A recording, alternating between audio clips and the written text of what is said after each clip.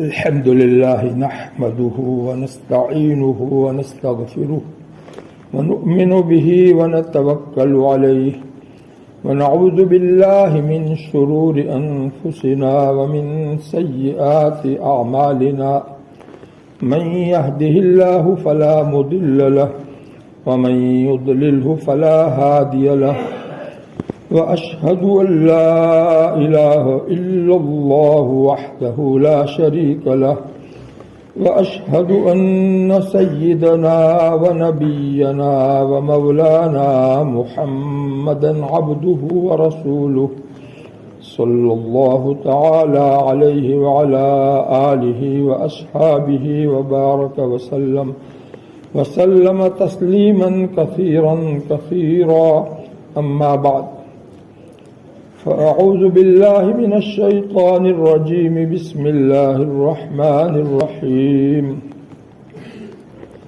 يا أيها الذين آمنوا اتقوا الله حق تقاته ولا تموتن إلا وأنتم مسلمون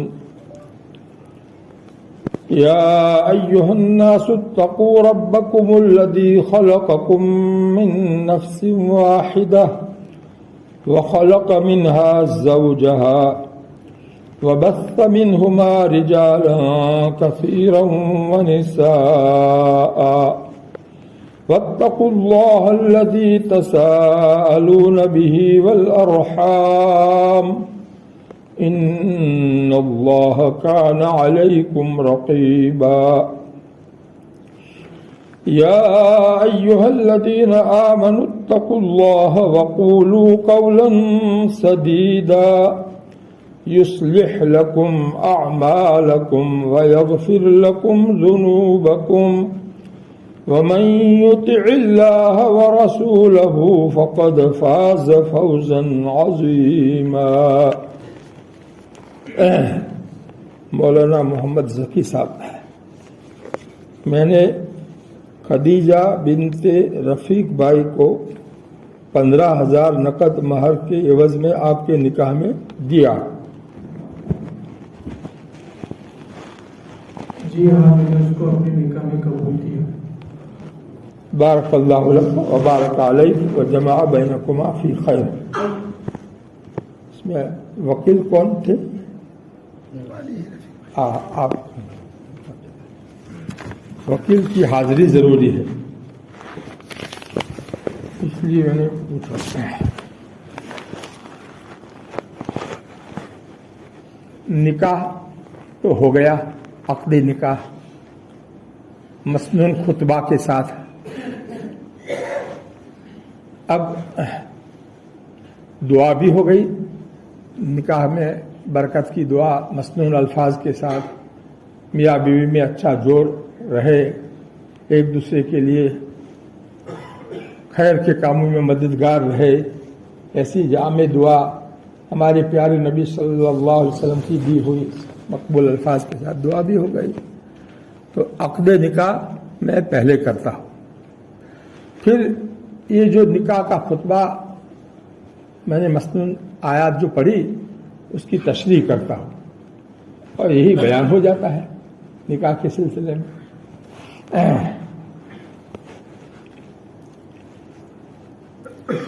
اللہ رب العزت نے قرآن پاک میں جو ہماری ہدایت کے لیے آسمان سے اتارا ہے، ہماری زندگی کیسی گزرنی چاہیے اس کے بارے میں، تو اس پورے 30 پارے کے قرآن میں سے ہمارے پیارے نبی صلی اللہ علیہ وسلم نے نکاح کے خطبے کے لیے جو آیات منتخب فرمائی ہے، جن آیات میں ایسی اللہ کی طرف سے نصیحتیں کی گئی ہے جو نکاح کی مجلس میں شریک ہونے والے سبھی لوگوں کے لیے بہت ہی زیادہ اہم ہے۔ جن کا نکاح پہلے ہو چکا ہے ان کے لیے بھی ان نصیحتوں پر عمل کرنا بہت ضروری ہے، اور جن کا نکاح اب ہو رہا ہے ان کے لیے بھی، اور آئندہ جن کا نکاح ہونے والا ہے اور وہ بالغ ہے وہ بھی ان آیاتوں میں جو احکام دیے گئے ہیں اس کے مخاطب ہے، اور اس پر عمل کرنے سے ان کی زندگی بھی اللہ تعالیٰ کی مرضی کے مطابق گزرے گی، سکون والی زندگی گزرے گی۔ تو اس لیے ان آیات کریمہ جو 3 صورتوں میں سے منتخب کی ہے ہمارے پیارے نبی صلی اللہ علیہ وسلم نے، اور کل آیتیں 4 ہے، ابھی جو میں نے پڑھی وہ 4 آیتیں ہیں۔ پہلی آیت سورہ آل عمران کی ہے، 4 پارے کے 2 رکوع کی پہلی آیت ہے یہ، اور دوسری جو آیت ہے اس کے بعد سورہ نساء کی آیت ہے جو 4 ہی پارے کے آخر میں جو سورہ نساء شروع ہوتی ہے اس کی پہلی آیت ہے، اور 2 آیتیں سورہ احزاب کی جو 22ویں پارے میں ہے وہ، یہ 4 آیتوں کو اللہ کے نبی صلی اللہ علیہ وسلم نے نکاح کے خطبے کے لیے منتخب کیا کہ دنیا میں جہاں کہیں بھی مسلمانوں کا نکاح ہوگا اس مجلس میں یہ 4 آیتیں پڑھی جائے گی۔ تو یہ ایک سنت پر عمل کرنا ہوا، مسنون خطبہ اور اس کے اندر یہ آیتیں پڑھنا، اس میں جو ہے ایک سنت پر عمل ہو، سنت کی برکت حاصل ہوگی، اور اس کا مطلب اگر سمجھ کر کے اس کے اوپر عمل کرے تو پورا فائدہ حاصل ہوگا۔ اس لیے میں اس کا مطلب سمجھاتا ہوں۔ ان 4 آیتوں میں 4 مرتبہ اللہ سے ڈرنے کا حکم دیا گیا ہے۔ پہلی جو آیت ہے اس میں یا ایھا الذین آمنوا اتقوا اللہ حق تقاتہ، ایسے الفاظ کے ساتھ میں، اے ایمان والو تم اللہ سے ڈرو جیسا کہ اس سے ڈرنے کا حق ہے۔ تو حکم ہے اللہ سے ڈرنے کا، اور وہ بھی کتنا ڈرنا چاہیے جتنا اس سے ڈرنے کا حق ہے۔ کتنا اہم یہ حکم ہوا، کتنی اہم یہ نصیحت ہوئی۔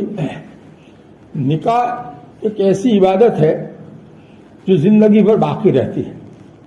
نماز تو ہم نے ابھی پڑھی اور ابھی نماز پوری ہو گئی ہماری، لیکن نکاح کی جو عبادت ہے وہ ایجاب اور قبول کے ذریعے سے منعقد ہوتی ہے، اور اس کو مسجد میں کرنے کا حکم ہے کہ نکاح مسجد میں کرو۔ یہ حدیث شریف میں اللہ کے نبی صلی اللہ علیہ وسلم نے حکم دیا ہے، اعلنوا النکاح واجعلوہ فی المساجد، نکاح تم ظاہر کرو، چپ کے نکاح مت کر دو، ظاہر کرو، لوگوں کے سامنے پتہ چلے کہ کس کے ساتھ نکاح ہوا ہے، نکاح کا اظہار کرو، اعلنوا النکاح۔ اور نکاح کو ظاہر کرنے کی صورت کیا بتائی کہ مسجد میں نکاح کرو تو ظاہر ہو جائے گا کہ کس کے ساتھ نکاح ہوا ہے۔ تو مسجد عبادت کی جگہ ہے، نماز پڑھنے کی جگہ ہے، وہاں پر نکاح کرنے کا حکم اس لیے دیا گیا ہے کہ نکاح بھی ایک عبادت ہے۔ اور کیسی عبادت ہے؟ ہمیشہ زندگی بھر کی عبادت ہے۔ جب تک دونوں میاں بیوی زندہ رہیں گے وہاں تک یہ عبادت رہے گی۔ کیا مطلب کہ اس نکاح یعنی ایجاب و قبول جو ہوا ابھی، اس کے ذریعے جو ایک اللہ تعالیٰ کا حکم پورا ہوا، اس کی بنا پر ایک دوسرے کے ذمے حقوق عائد ہو گئے۔ اللہ کی طرف سے یہ شوہر کے اوپر کچھ ذمہ داری عائد ہو گئی کہ تو اپنی بیوی کا خرچہ، کھانے پینے کا، کپڑے کا، دوا کا، رہنے کا انتظام، مکان کا، یہ سب تیرے ذمے ہے، تو اس کو پورا کرنا، اور اپنی بیوی کے ساتھ اچھے اخلاق سے پیش آنا، نرمی سے پیش آنا، اس کو تکلیف مت دینا۔ یہ احکام زندگی بھر کے لیے شوہر کو نبھانے ہیں، شوہر کو پورے کرنے ہیں۔ کبھی بھی اس کو اپنی بیوی کا دل نہیں دکھانا ہے، اس کو تکلیف نہیں پہنچانی ہے، اس کے حقوق کو ادا کرنے میں کمی نہیں رکھنی ہے۔ تو یہ عبادت ہمیشہ کے لیے ہوئی کہ نہیں؟ دائمی عبادت ہوئی، زندگی بھر تک کی عبادت ہوئی۔ اور اسی طرح بیوی کے ذمے بھی کچھ حقوق عائد ہو گئے اس نکاح کی عقد کی وجہ سے، کہ وہ شوہر کو کا کہنا مانے، شوہر کو خوش رکھے، شوہر کی خدمت کرے،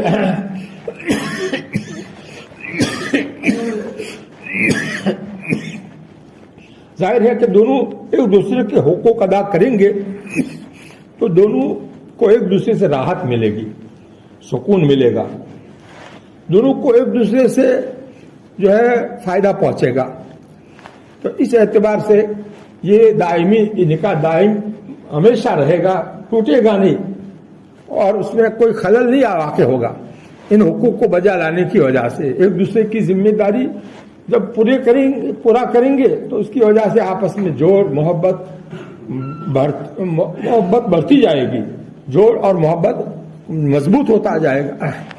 اس لیے یہ جوڑ جو نکاح کی وجہ سے ہوا ہے وہ رفیق حیات گویا نکاح کی وجہ سے اس کو زندگی بھر کی ساتھن مل گئی، اس کو شوہر کو، اور بیوی کو رفیق حیات مل گیا، زندگی بھر کا ساتھی مل گیا، کہ دونوں ایک دوسرے کے ساتھ رہیں گے، ایک دوسرے کے مددگار بن جائیں گے، ایک دوسرے کے خیر خواہ رہیں گے، ایک دوسرے کے کام آئیں گے، ایک دوسرے کا سہارا بنیں گے۔ یہ ہے حقوق کو ادا کرنے کا نتیجہ اور فائدہ۔ اور یہ دائمی عبادت کا مطلب میں نے سمجھایا کہ دائمی عبادت اس طرح سے ہے کہ اس کے ذریعے سے دونوں کے اوپر جو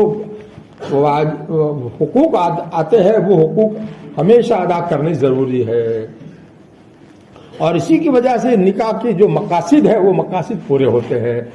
یعنی میاں بیوی جو ہے اس سے نیک اولاد حاصل ہوتی ہے، اس کے ذریعے سے ایک دوسرے گناہ سے بچ جاتے ہیں، بیوی بھی گناہ سے بچ جائے گی، شوہر بھی گناہ سے بچ جائے گا، بد نظری کے گناہ سے، اسی طرح بدکاری اور زناکاری کے گناہ سے دونوں بچ جائیں گے۔ تو یہ ابھی ضرورت نہیں، ابھی ہے۔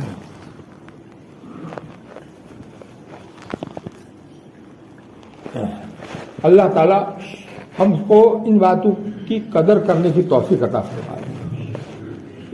یہ باتیں ہمیں سب کے لیے ہے، جو بوڑھے ہو گئے ہیں اور بیوی ابھی ہے ان کی زندہ ہے، ان بوڑھے بوڑھیوں کے لیے بھی ہے کہ دونوں ایک دوسرے کے حقوق ادا کریں، ایک دوسرے کو لیے مصیبت نہ بنے، ایک دوسرے کے لیے پریشانی کا سبب نہ بنے، ایک دوسرے کے لیے راحت کا سبب بنے، جھگڑے نہ کرے، آپس میں جھگڑے نہیں، محبت کے ساتھ رہے۔ یہ حقوق ادا کرنے کا یہ نتیجہ ہوگا۔ تو یہ دائمی عبادت ہوئی، اور اسی کو اللہ تعالیٰ نے اس طرح سے فرمایا کہ اے ایمان والو، اللہ سے ڈر کر کے رہو، اللہ سے ڈرتے رہو جیسا ڈرنے کا حق ہے۔ یعنی تنہائی میں بھی میاں بیوی کا معاملہ تنہائی کا ہوتا ہے، وہاں بھی اللہ سے ڈرنا ہے، اللہ کی نافرمانی نہیں کرنی ہے۔ بیوی سے فائدہ اٹھانے میں اللہ تعالیٰ کی طرف سے جو احکام ہے اس کے خلاف ورزی وہاں بھی نہیں کرنی ہے۔ اگر وہ حیض کی حالت میں ہے تو اس سے جو ہے صحبت نہیں کرنی ہے، اگر وہ جو ہے حیض کی حالت میں تو نہیں ہے لیکن جو ہے پیچھے کے راستے سے شوہر اگر خواہش پوری کرنا چاہے تو اللہ تعالیٰ نے اس کو حرام کر دیا ہے۔ تو اللہ سے ڈر کر کے وہاں بھی تم کو رہنا ہے۔ اللہ کا ڈر ہی ایسی چیز ہے کہ جو ایسی تنہائی میں میاں بیوی کو بھی گناہ سے اور اللہ تعالیٰ کی نافرمانی سے بچا سکتی ہے۔ اللہ کا ڈر ہی بچا سکتا ہے، اس لیے اس کا حکم 4 مرتبہ دیا ہے ان 4 آیتوں میں۔ 4 مرتبہ اللہ سے ڈرو، تمہارے پالنے والے سے ڈرو، اللہ سے ڈرو، ایسا 4 مرتبہ حکم دیا ہے۔ معلوم ہوا کہ یہ نکاح کی عبادت ایسی ہے اور میاں بیوی کی زندگی ایسی ہے کہ زندگی بھر کے لیے ان دونوں کو اللہ سے ڈر کر کے ایک دوسرے کے ساتھ میں رہنا ہے۔ تو یہ نکاح ان کے لیے بہت بڑی نعمت اور بہت بڑی اللہ تعالیٰ کی طرف سے جو ہے نعمت ثابت ہوگی۔ آگے کیا فرمایا؟ وَلَا تَمُوتُنَّ إِلَّا وَأَنْتُمْ مُسْلِمُونَ۔ دیکھو تم کو موت نہ آوے مگر اللہ کی فرما برداری کرتے ہوئے، یعنی جب بھی تمہاری موت آوے تو تم اس وقت اللہ کی فرما بردار بنے رہے ہو، ایسا تمہارے لیے ضروری ہے۔ اب موت کا وقت آدمی کو تو معلوم نہیں ہے، کا مطلب ہے کہ ہر وقت اللہ کے فرما بردار بنے رہو، جب بھی موت آوے تو تم اللہ کی فرما برداری کی حالت میں دنیا سے جاؤ. تو یہ اللہ فرما برداری کا مطلب کہ اللہ کے احکامات کو پورا کرنا، میاں بیوی کے سلسلے میں جو احکام ہے اس کو پورا کرنا، اس کے علاوہ اپنے اور جو انفرادی اپنی زندگی کے جو احکام ہے اس کو پورا کرنا، یہ ہے اسلام فرما برداری. یہ ہر وقت تمہارے لیے ضروری ہے، حتیٰ کہ جب موت آوے اس وقت بھی تم اللہ کی فرما برداری کی حالت میں تمہیں موت آوے. دیکھو شادی اور خوشی کے موقع پر موت کو یاد دلایا ہے. موت کا لفظ جو ہے آدمی کو ڈرا دیتا ہے.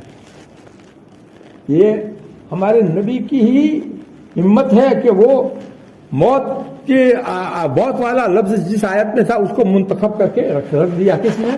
نکاح کے خطبے میں. دیکھو موت یاد رکھنا، موت آنے والی ہے، اور جب آوے تب وہاں تک تم اللہ کے فرما بردار بنے رہنا. ہر وقت اللہ کی فرما برداری کی حالت میں رہنا، کبھی بھی نافرمانی مت کرنا. پتہ نہیں کس وقت موت آ جاوے. تو یہ تمہاری جب بھی موت آوے تو اس وقت تم اللہ کی فرما بردار بن کر کے اللہ کے سامنے جاؤ. کتنی اہم نصیحتیں ہیں. ساری مجلس نکاح کی مجلس دنیا بھر میں جتنی ہوتی ہے سب کے لیے نصیحتیں ہے کہ نہیں؟ دوسری آیت جو سورہ نساء کی ہے، ترتیب قرآن پاک کی یہی ہے. عام طور پر لوگ آیتیں الگ طریقے سے پڑھتے ہیں، لیکن میں تو صحیح ترتیب سے پڑھتا ہوں، اور خطبہ نکاح میں بھی یہی ترتیب ہے جو میں نے پڑھائی، جو آیت جس طرح سے میں نے پڑھی. اور خطبہ نکاح میں وقال تعالی بیچ میں نہیں ہے. لوگ ایسا اپنی طرف سے بولتے ہیں، لیکن میں کچھ نہیں ایسا بولتا. جتنا ہے جو الفاظ ہے خطبہ نکاح میں مسنون وہی الفاظ بولتا ہوں. بہت سوچ سمجھ کر کے ہم نے خطبہ نکاح کو یاد کیا. سب سے پہلے نکاح پڑھانے کا موقع آیا تو یاد کیا کہ اس میں اشہدو ہے کہ نشہدو ہے. بعض لوگ نشہدو بولتے ہیں، تو کہیں بھی نشہدو ہمیں نہیں ملا، سب جگہ اشہدو ہی ملا ہے. تو اس لیے جو الفاظ حدیث میں آئے ہو اسی کو اس کے اوپر جمع رہنا، اس کا نام ہے جو ہے دین کے اوپر اچھی طرح سے پابند ہو کر کے رہنا. اپنی طرف سے کچھ میں نے کوئی حدیث بھی نہیں پڑھی. عام طور پر حدیثیں پڑھتے ہیں لیکن اللہ کے نبی صلی اللہ علیہ وسلم نے نہیں پڑھی تو میں کیوں پڑھوں؟ آپ نے خطبہ نکاح جو مشکات شریف میں ہے اس میں حدیث کوئی نکاح کے بارے میں نہیں ہے، اس لیے میں نہیں پڑھتا. خیر یہ تو درمیان میں ایسی باتیں آ گئی. اصل بات یہ سمجھانا ہے کہ یہ ان آیتوں کا مطلب ذہن میں رکھنا ہے ہم کو. کیا اللہ تعالیٰ فرماتے ہیں، اور یہ ہمارے نبی نے اس آیت کو کیوں نکاح کی مجلس کے لیے منتخب کیا ہے اس کو سوچو. یا ایھا الناس اتقوا، دوسری آیت اے لوگو، اس میں یا ایھا الذین آمنوا نہیں ہے، یا ایھا الناس ہے. باقی سب جگہ یا ایھا الذین آمنوا ہے، لیکن یہاں پر یا ایھا الناس والی آیت کو لیا. بعض مرتبہ نکاح کی مجلس مسجد میں نہیں ہوتی، گھر پر ہوتی ہے یا منڈپ میں ہوتی ہے، تو وہاں تعلق کی وجہ سے کافر لوگ بھی آ جاتے ہیں، کوئی شیعہ لوگ بھی آ جاتے ہیں، جو مومن مسلمان نہیں ہے وہ بھی آ جاتے ہیں. تو ایسے موقع پہ ایھا الناس میں وہ بھی آ جائیں گے. اے لوگو، تو لوگوں میں تو وہ بھی آ گئے، ان کو بھی کہا جا رہا ہے اے لوگو تم اپنے پالنے والے سے ڈرو. انداز بدل دیا، اللہ سے ڈرو ایسا نہیں، اپنے پالنے والے سے. تم کو جو پالتا ہے تم اپنے پلنے میں جس کے محتاج ہو اس سے ڈرو اور اس کی نافرمانی سے بچو. دیکھو یہاں پر ڈرو کا ترجمہ عام طور پر کرتے ہیں، لیکن لفظ جو ہے اتقو اتقو اتقو ہے، اس کی اصل معنی تو ہے بچنے کے. وقایتن کے معنی بچنے کے آتے ہیں، تو اس سے اتقو ہے، اس کی معنی بچو، یعنی اللہ کی نافرمانی سے بچو. جو ڈرے گا اللہ تعالیٰ سے، اللہ کے عذاب سے، تو اللہ کی نافرمانی سے بچے گا. تو معلوم ہے کہ اتنا ڈر ہونا چاہیے کہ جس میں تم اللہ کی نافرمانی سے بچو. یہ نتیجہ نکلنا چاہیے. اللہ کی خالی ڈر ہے میرے، میں تو اللہ سے ڈرتا ہوں اور پھر کرتا ہے نافرمانی، تو یہ کیا ہوا؟ یہ ڈرنا تھوڑی ہوا. ڈرنا تو اسی کو کہیں گے کہ جس کے بعد جس کا نتیجے میں اللہ کی نافرمانی سے آدمی بچ جاوے. اس لیے یا ایھا الناس اتقوا، اے لوگو اپنے اس پالنے والے سے ڈرو، جس اپنے پلنے میں تم جس کے محتاج ہو اس سے ڈرو، اس کی نافرمانی سے بچو، شرک سے بچو، بدعت سے بچو، اور جتنے بھی غلط عقائد ہیں ان سے بچو، غلط اعمال سے بچو، غلط اخلاق سے بچو، سب آ گیا اس میں۔ بری عادتیں جو ہوتی ہے، غصے کی عادت ہوتی ہے، میاں بیوی میں عام طور پر کوئی ایک غصیارہ ہوتا ہے تو غصے میں کام بگڑ جاتا ہے، غصہ کرنے سے نکاح جو ہے کمزور ہو جاتا ہے، آپس میں دل میں میل آ جاتا ہے اور بولنے کا جی نہیں چاہتا ہے، پھر اس کی وجہ سے آگے بڑھتی ہے۔ تو اس لیے اس میں بھی اپنے اوپر قابو رکھو، اپنے رب کی نافرمانی سے بچو، اس کا مطلب کہ غصے کو بھی قابو میں رکھو، دیکھو غصے سے کام بگڑ جائے گا۔ تو یہ سب باتیں اس میں آ گئی، یا ایھا الناس اتقوا ربکم، اے لوگو تم اپنے پالنے والے سے ڈرو۔ وہ تمہارا پالنے والا کیسی قدرت والا ہے، الذی خلقکم من نفس واحدہ، جس تمہارے پالنے والے نے تم کو پیدا کیا ہے، پہلے کچھ نہیں تھے تم کو پیدا اس نے کیا ہے، اور کیسے پیدا کیا ہے؟ ایک جان سے پیدا کیا ہے، یعنی حضرت آدم علیہ السلام سے ساری دنیا بھر کے انسانوں کو اللہ تعالیٰ نے پیدا کیا۔ الذی خلقکم من نفس واحدہ، ایسی قدرت والا ہے وہ کہ ایک جان سے سب کو پیدا کیا۔ وخلق منہا زوجہا، اور اس تمہارے رب نے پیدا کیا اس ایک جان یعنی آدم کی بیوی، ان کے جوڑے کو پیدا کیا، زوجہا، ان کے جوڑے کو پیدا کیا، یعنی حضرت حوا کو پیدا کیا۔ کس سے پیدا کیا؟ منہا، اسی ایک جان سے ہی پیدا کر دیا، آدم سے ہی اللہ تعالیٰ نے حوا کو پیدا کر دیا۔ کیسی قدرت کہ مرد سے عورت کو پیدا کر دیا، مرد ہے اکیلا اور اس کے ساتھ اور کچھ نہیں، اور اس سے اللہ تعالیٰ نے عورت کو پیدا کر دیا، اور وہ عورت جو ہے حضرت حوا کیا بن گئی؟ آدم کی جوڑی بن گئی۔ اس کے لیے کیا لفظ آیا؟ وخلق منہا زوجہا، زوج عام طور پر ہم لوگ کیا کہتے ہیں؟ زوجہ، بیوی کو کیا کہتے ہیں؟ زوجہ، اور شوہر کو کہتے ہیں زوج، ایسا کہتے ہیں نا، زوج کا ترجمہ شوہر اور زوجہ کا ترجمہ بیوی، ایسا کرتے ہیں۔ یہ علم میراث اور علم فرائض کی اصطلاح ہے فرق کرنے کے لیے، لیکن یہاں قرآن میں اللہ تعالیٰ نے زوجتہا نہیں فرمایا بلکہ زوجہا فرمایا، بیوی کے لیے زوج کا لفظ استعمال کیا۔ تعجب کی بات، بیوی کے لیے کیا لفظ استعمال کیا؟ زوج۔ تم کہو گے بیوی کے لیے تو زوجہ کا لفظ آتا ہے، ارے زوجہ کا لفظ بھی ہے اپنی جگہ پر، اور زوج بھی، زوج کا ترجمہ جوڑی، زوج کا ترجمہ کیا؟ جوڑی۔ تو اس کی جوڑی اللہ تعالیٰ نے اسی میں سے پیدا کر دی۔ معلوم ہوا کہ نکاح جو ہوتا ہے اس میں دو الگ الگ انسان، دو اجنبی مرد اور عورت جو ہوتے ہیں ان کی جوڑی کر دی جاتی ہے، ان کی جوڑی ایسی کر دی جاتی ہے زندگی بھر کے لیے جوڑی رہے گی، کبھی ان میں توڑ نہیں ہونا چاہیے ورنہ وہ توڑی ہو جائے گی، جوڑی کہاں ہوئی؟ اس لیے جوڑی کا لفظ جو ہے نا، یہ زوج کا لفظ استعمال کر کے گویا لفظوں میں بھی میاں بیوی کے اندر لفظوں میں بھی زوج زوجہ کا فرق ختم کر کے دونوں کو زوجین یعنی ایک دوسرے کی جوڑی بن کر کے رہنا ہے، ہمیشہ ایک دوسرے کی جوڑی بن کر کے رہنا ہے۔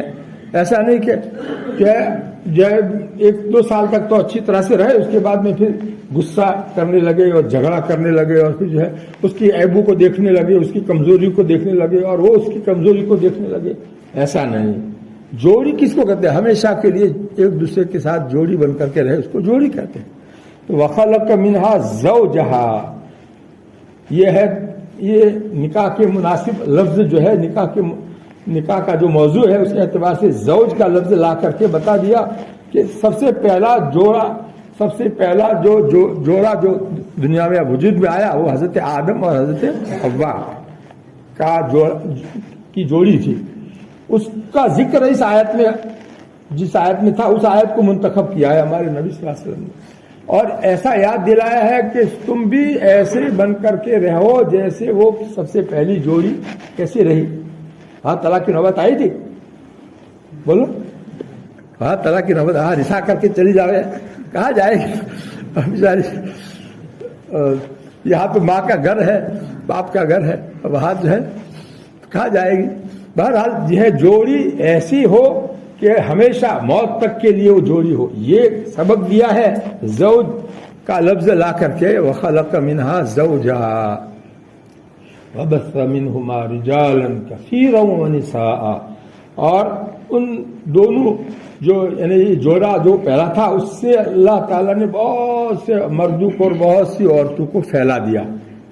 کیسی قدرت والی ذات ہے، اس سے ڈرنا ہے، اس کی نافرمانی سے بچنا ہے کہ جس نے ایک جان پیدا کی پھر اسی سے ایک اس کی جوڑی بنا دی اور پھر اس سے پوری دنیا میں انسان اور جان جو ہے عورتوں کو پھیلا دیا۔ تو معمولی بات ہے، کتنی بڑی قدرت ہے اس کی، اس ایسی قدرت والی ذات سے تم کو ڈرنے کو کہا جا رہا ہے کہ اس کی نافرمانی سے بچو، اس نے جو احکام تم کو دیے ہیں زندگی گزارنے کے اس کے مطابق رہنا، چاہے تنہائی ہو چاہے تم اور بیوی تم دو ہی ہو تب بھی جو ہے اللہ کی نافرمانی سے بچنا، سمجھے؟ یہ ہے احکام ہے، بیوی کے سلسلے کے احکام ہے شوہر کے لیے۔ حیض کی حالت میں ہو تو سطر کی جو جگہ ہے اس کو کپڑا اگر اس کے اوپر نہیں ہے تو اس کو ڈائریکٹ ہاتھ بھی نہیں لگا سکتا ہے، کپڑا اگر ہے تو کپڑے کے اوپر ہاتھ لگا سکتا ہے، لیکن کپڑا نہیں ہے تو اس کے اوپر ڈائریکٹ ہاتھ بھی نہیں لگا سکتا ہے۔ سطر کی جگہ جو ناف سے لے کر گھٹنے تک ہے اس کے بارے میں یہ احکام، ایک حکم یہ بھی ہے۔ اب یہ احکام کہاں جانتے ہیں لوگ اور کہاں اس کے اوپر عمل کون جو ہے کرتا ہے؟ یہ جانتے نہیں تو کیا عمل کریں گے؟ جو جانتا ہو اور پھر عمل بھی کرے، اس کا نام ہے اتقو، ڈرو اپنے رب سے، اپنے پالنے والے کے نافرمانی سے بچو۔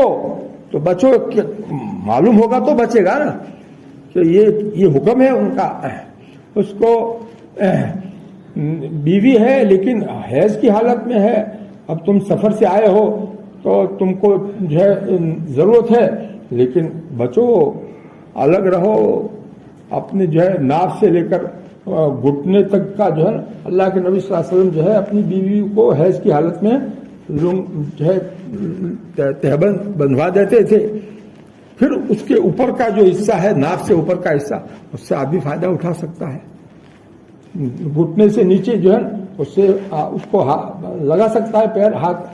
مطلب یہ کہ اس میں بھی احکام ہے، ایسا تھوڑی ہے کہ اس میں آزاد ہے، تنہائی ہے تو آزاد ہے، ایسا تھوڑی ہے، نہیں۔ اللہ سے ڈرو، اللہ سے ڈرو، بار بار اللہ سے ڈرایا ہے۔ اور آگے کیا فرمایا؟ آگے فرمایا وَاتَّقُوا اللَّهَ الَّذِي تَسَاءَلُونَ بِهِ۔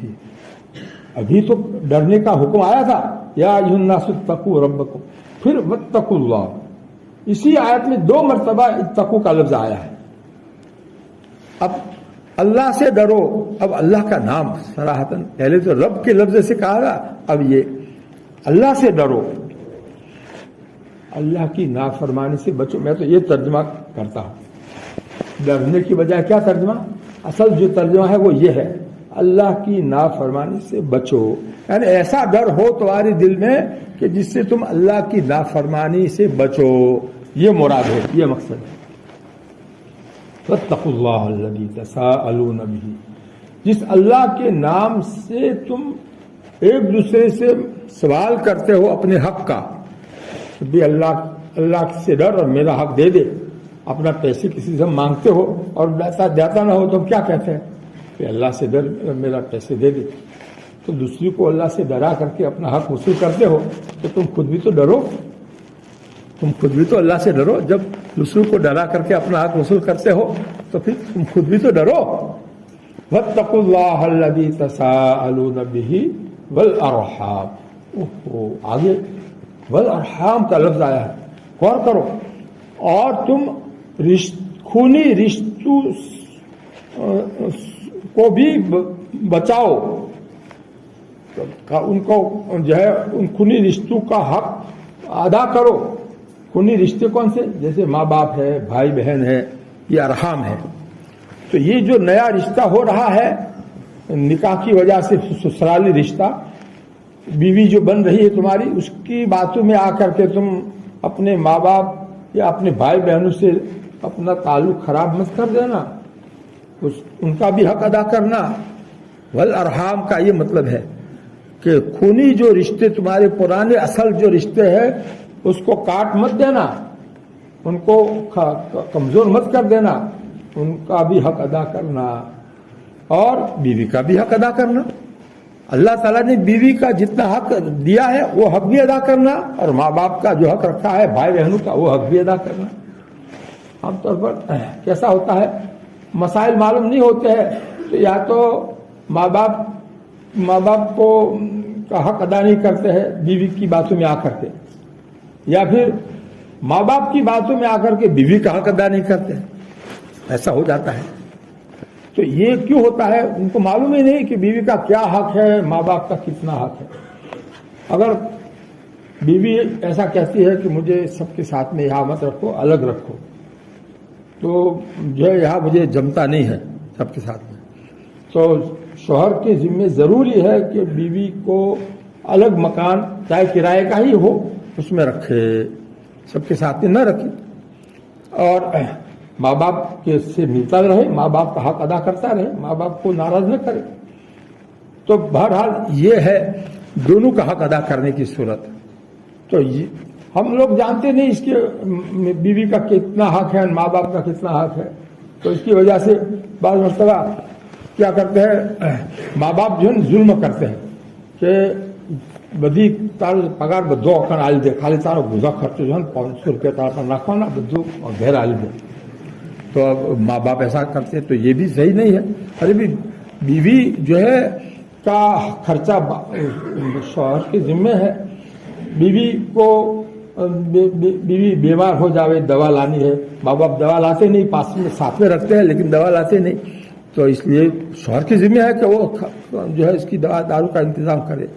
اگر وہ الگ رہنا چاہتی ہے تو الگ رہنے کے لیے مکان کرائے کا رکھے, اپنے ہی جو پگار ہے اس پگار سے جو ہے مکان کا انتظام کرے گا, کرائے کے مکان کا. تو اس طرح سے اگر وہ کرے گا تو آپس میں جوڑ اچھا باقی رہے گا. بیوی بھی جو ہے آزاد رہے گی, اور ماں باپ کو کوئی جو ہے ضرورت ہوگی تو لڑکا جو ہے اس کی مالی خدمت کرے گا, اپنے تنخواہ سے, یا جسمانی خدمت کی ضرورت ہے خدمت کرے گا. اور بیوی خوشی سے اگر ساتھ میں رہنا چاہتی ہے اور خدمت کرنا چاہتی ہے تو یہ اس کے لیے سعادت کی بات ہے, تو بہت اچھی بات ہے. لیکن کبھی ایسا ہو کہ نہیں بنتا ہے, آپس میں میل نہیں کھاتا ہے, تو الگ وہ جو ہے شوہر کی بہنیں بھی ہیں, شوہر کے جو ہے اور بھی دوسرے, تو اس لیے وہ الگ رہنا چاہتی ہو تو اس صورت میں بیوی کا حق ہے کہ اس کو الگ رہنے کا انتظام کیا جاوے. یہ سب مسائل ہے, احکامات ہے, شریعت کے احکامات ہے, اللہ کے احکامات ہے, قرآن و حدیث کے احکامات ہے. اب اس کو جانتے نہیں آج کل, تو ایسے موقع پر کچھ تھوڑی سی وضاحت میں کر دیتا ہوں.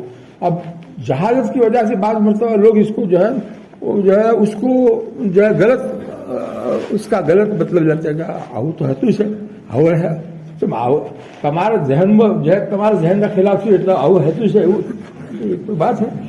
ارے دین کو سمجھو پہلے, اپنے آپ کو دین کے تابع بناؤ. دین اور شریعت کے احکام کو سمجھنا اور اس کے تابع اپنے آپ کو بنا دینا, اس کا نام اصل جو ہے اسلام ہے. وَلَا تَمُوتُنَّ إِلَّا وَأَنْتُمْ مُسْلِمُونَ. اس کو یاد کرو کہ اللہ کی فرما برداری ہر حال میں ضروری ہے, موت تک ضروری ہے. اللہ تعالیٰ کی فرما برداری کہنا ماننا ہر حال میں ضروری ہے. دیکھو یہ اسلام کی حقیقت ہے, اسلام کے معنی کہنا ماننا. اب آگے چلو, آگے کیا فرمایا, ان اللہ کان علیکم رقیبا. یقیناً اللہ تعالیٰ تمہاری نگرانی کر رہے ہیں. یاد رکھنا اس کو, تم ایسا مت سمجھنا کہ ہم تو میاں بیوی ہے, دوسرا اور کوئی نہیں ہے. نہیں, اللہ تعالیٰ تمہاری نگرانی کر رہے ہیں. نگراں فرشتوں کو بنایا ہے, اس کا ذکر نہیں کیا, خود اللہ تعالیٰ نگرانی کر رہے ہیں, اس کا ذکر کیا. ایسا ہے تاکہ آدمی ڈرے کہ مجھے اللہ تعالیٰ دیکھ رہے ہیں, مجھے اللہ تعالیٰ دیکھ رہے ہیں, اللہ تعالیٰ مجھے دیکھ رہے ہیں. تو ہمارا ایک جو ہے پڑھ پوتا ہے, تقریباً 4 سال کا ہوگا, تو اس کی بات مجھے یاد آئی, بہت بار بار یاد آتی ہے, آپ کو سنا دوں. کتنا 4 سال کا بچہ ہے. ایک مرتبہ اس کی ماں کو اس کے ابا جو ہے کچھ ڈانٹ رہے ہوں گے, کسی بات کے اوپر آپس میں ڈانٹ رہے ہوں گے, تو وہ کہنے لگا, ابا جی بس کرو, اللہ پاک سانچی راز. مجھے یہ بات سن کر کے مجھے بہت اچھا لگا. اللہ کا ڈر, اللہ سے ڈرا رہا یہ بچہ اپنے باپ کو کہ جتنی زیادہ بہت دیر سے ڈانٹ رہے ہو, بس کرو, اللہ پاک سانچی راز. واہ واہ. تو یہ ہے, مجھے ایسی باتوں سے مجھے بہت خوشی ہوتی ہے. اللہ کا ڈر یہ چھوٹا بچہ دلاوے اپنے باپ کو, کتنی بڑی, کیسا اچھا دینی ماحول ہوگا, تب تو یہ ایسا وہ کہے گا ایسے موقع پر. خیر, تو یہ ہے ان اللہ کان علیکم رقیبا, اس کے اوپر یہ واقعہ سنایا. ان اللہ کان علیکم رقیبا, یقیناً اللہ تعالیٰ تمہاری نگرانی کر رہے ہیں. اب 2 آیتیں رہ گئی سورہ احزاب کی, اس کا ترجمہ بھی سن لو, وہ بہت اہم ہے. یا ایھا الذین آمنوا اتقوا اللہ, اے ایمان والو اللہ کی نافرمانی سے بچو. اور وقولوا قولا سدیدا, اور زبان سے تم درست بات نکالو. دیکھو زبان کا استعمال کرنے کے بارے میں اس آیت میں حکم ہے اللہ کی طرف سے. وقولوا حکم ہے, امر کا صیغہ ہے. کیسی بات زبان سے نکالو؟ درست بات, سیدھی بات, نرم بات نکالو. اس کا مطلب یہ ہوا کہ یہ نکاح جو ابھی 2 بول سے قائم ہوا ہے, ایک اجنبیہ عورت تمہارے لیے حلال ہو گئی ہے, وہ ایک بول سے, تمہارے ایک بول سے وہ ختم ہو جائے گا. اگر تمہاری زبان درست نہیں ہوئی اور ٹیڑھی بات نکل گئی تو ایک بول بھی کافی ہے یہ نکاح کو ختم کرنے کے لیے. بعض لوگ غصے میں آ کر کے ایک ساتھ 3 طلاقیں دے دیتے ہیں تو یہ نکاح ختم ہو جاتا ہے. بعض لوگ زبان سے کفریہ کلمہ بول دیتے ہیں, علم نہ ہونے کی وجہ سے, جہالت کی وجہ سے کوئی ایسی بات بولتے تھے جس سے کفر لازم آتا ہے, تو اس سے بھی نکاح ٹوٹ جاتا ہے. تو وقولوا قولا سدیدا میں یہ دونوں باتیں آ گئی کہ زبان کا استعمال صحیح رکھنا, ورنہ یہ تمہاری نکاح کی نعمت ختم ہو جائے گی. چاہے 3 طلاق دینے سے ہو, چاہے کفریہ کلمہ بول دینے سے ہو, نکاح کی نعمت ختم ہو جائے گی. زبان کو صحیح استعمال کرنا. وقولوا قولا سدیدا. دنیا میں سارے جھگڑے جو ہوتے ہیں میاں بیوی کے ہو یا دوسرے, وہ سب اس زبان کی غلط استعمال کی وجہ سے ہوتے ہیں. پڑوسیوں کے جھگڑے ہو, رشتہ داروں کے جھگڑے ہو, میاں بیوی کے جھگڑے ہو, اولاد ماں باپ کے جھگڑے ہو, سب اس زبان کی غلط استعمال سے ہوتے ہیں. تو زبان کو صحیح استعمال کرنا. وقولوا قولا سدیدا. اور دوسری جگہ ہے وقولوا للناس حسنا. پہلے پارے میں کیا ہے؟ اور لوگوں سے تم اچھی بات کہو. اس میں ناس کا لفظ ہے. وقولوا للناس حسنا. ارے کوئی حافظ ہے؟ پہلے پارے کے اندر 9واں رکوع ہے نا, یہ 10واں رکوع ہے, 10واں آدھا پارے پر جو ہے وقولوا للناس حسنا, ایسا ہے نا. وقولوا للناس حسنا, اور تم کہو لوگوں سے. اس میں مسلمان کی قید نہیں ہے, لوگوں سے کیا کہو؟ حسنا. حسن والی بات کہو, اچھی بات کہو. دیکھو یہاں پر حسن کا لفظ ہے. معلوم ہے کہ بات میں حسن بھی ہوتا ہے, اور بات میں آدمی کی بات میں جو ہے نا حسن کے خلاف بھی ہوتا ہے. تو حسن کی پابندی کرو بات کرنے میں, اور صرف مسلمانوں کے ساتھ نہیں, اپنے رشتہ داروں کے ساتھ نہیں, سارے لوگوں کے ساتھ بات جو کرو حسن والی بات کرو. وقولوا للناس حسنا. یہ ایک آیت کی تفسیر دوسری آیت کے ذریعے سے میں کر رہا ہوں. وقولوا قولا سدیدا کی تفسیر اس دوسری آیت سے کر رہا ہوں. خیر, تو وقولوا قولا سدیدا, اس کا فائدہ بھی بتایا اللہ تعالیٰ نے. 2 فائدے بتائے. زبان کا استعمال صحیح کرو گے تو کیا ہوگا؟ یصلح لکم اعمالکم, تمہارے اعمال کو اللہ تعالیٰ صالح بنا دیں گے. معلوم ہے کہ زبان کو کنٹرول میں رکھنا بہت بھاری کام ہے. آدمی اس میں کامیاب ہو گیا تو اس کے سارے اعمال صالح بن جائیں گے, اللہ تعالیٰ کے ہاں قبول ہو جائیں گے. اعمال کا قبول ہونا کوئی معمولی بات ہے. اعمال کا مقبول ہونا یہ کیسے ہوگا؟ اعمال صالح کیسے بنیں گے؟ ہم زبان کو قابو میں رکھیں گے, زبان کا استعمال صحیح کریں گے, تو اس کا نتیجہ یہ ہوگا یصلح لکم اعمالکم. اعمال کا ایک ترجمہ یہ کیا ہے شاہ عبد القادر دہلوی رحمۃ اللہ علیہ نے, تمہارے کاموں کو اللہ تعالیٰ درست کر دے گا.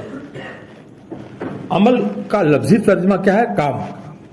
تو تمہارے کاموں کو اللہ تعالیٰ درست کر دیں گے, یعنی دنیا کے تمہاری جو کام ہے اس کو اللہ تعالیٰ ٹھیک کر دیں گے.